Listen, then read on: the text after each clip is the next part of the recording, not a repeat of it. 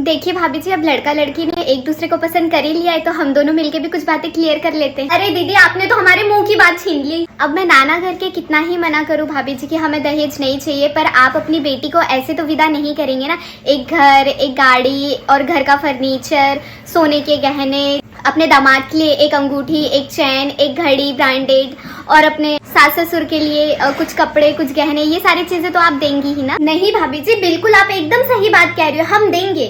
पर फिर हम अपनी बेटी को ये भी सिखा देंगे कि कैसे आप लोगों को हर बात बात पर ताने दें, और किसी भी छोटी मोटी बात पे जैसे ही झगड़ा हो तो वो आप लोगों को ये गिना दे कि कैसे आप लोगों ने उसके माँ बाप के सामने भीख मांग मांग कर चीजें मांगी थी। ये तो कोई बोलने वाली बात नहीं है। और कहने का क्या है भाभी जी, हम तो कहेंगे ही आपके मुंह पर कि हम आपकी बेटी को अपनी बेटी कहेंगे, पर ऐसा होता थोड़ी ना है। हम उसे अपने घर की बेटी, बहू, क्या उसे अपने घर का सदस्य तक नहीं समझेंगे। उसे बात बात पर ताने देंगे, और सिर्फ उसे ही ताने क्यों देंगे, हम तो आपको भी ताने देंगे हर बात बात। ठीक है भाभी जी, हम भी यही कहेंगे कि हमारी बेटी एकदम गऊ है, गऊ बहुत सीधी है। पर ये तो आप लोगों को शादी के बाद पता चलेगा कि इस गाय के दो सींग भी है। जैसे ही वो आपको हर बात पे टक्कर का जवाब देगी और आपके मुंह पे खड़ी आपकी बेइज्जती कर देगी। और अब बोलने का क्या है भाभी जी, जैसे हम तो बोल ही देंगे यहाँ पर कि ठीक है, आपने जितने नाजों से उसे पाला है हम भी उसे उतने ही नाजों से पालेंगे, कोई काम वाम नहीं करवाएंगे आपकी बेटी से। लेकिन शादी के तुरंत बाद हम उसके मेहंदी का रंग भी नहीं उतरने देंगे और अपने घर के सारे काम उससे करवाएंगे। एकदम ठीक है भाभी जी, हम भी अभी आपसे कहेंगे कि हमारी बेटी को सिलाई कढ़ाई बुनाई मेहंदी रचाई खाना बनाना बर्तन धुलना सब कुछ आता है, झाड़ू पोछा सब आता है। पर वो तो आपको शादी के बाद पता चलेगा कि उसे सिर्फ अपना मुंह चलाना आता है और कलेश करना आता है। देखिए भाभी जी, अब कहने को तो कि आप लोग कन्यादान कर रहे हैं, पर असल में तो बात ये है ना कि हम अपना बेटा आपको दान कर रहे हैं। जितने नाजों से हमने अपने बेटे को पाला है, अब हम चाहते हैं कि अब आपकी बेटी भी उतने ही नाजों से हमारे बेटे को पाले। उसके चड्डी बनियान कपड़े टॉवेल नहाना खाना पीना हर चीज का बराबर से ध्यान रखें। बिल्कुल भाभी जी, हम भी आपसे यही बोलेंगे कि हमारी बेटी शादी के बाद आपके घर को एकदम स्वर्ग बनाकर रखेगी, स्वर्ग की तरह सजा कर रखेगी।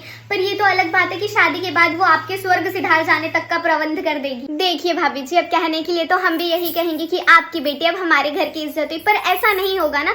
4 लोगों के सामने सबसे पहले आपकी बेटी की बेइज्जती हम ही करेंगे। बिल्कुल भाभी जी, इस चीज में तो हमारी बेटी कभी पीछे नहीं रहेगी। जैसे ही 4 लोगों के सामने मौका मिलेगा वो भी आपकी धड़ाधड़ बेइज्जती कर देगी। चलिए भाभी जी, अब कहने के लिए तो हम भी यही कहेंगे, हम अपने बेटा और बहू को साथ में देखना चाहते हैं, खुश देखना चाहते हैं। अब उन दोनों को साथ में देख के मेरा जीना ऐसे मचलने लगेगा, तो हम कुछ ना कुछ ऐसे करके उनके अंदर फूट डालते रहेंगे।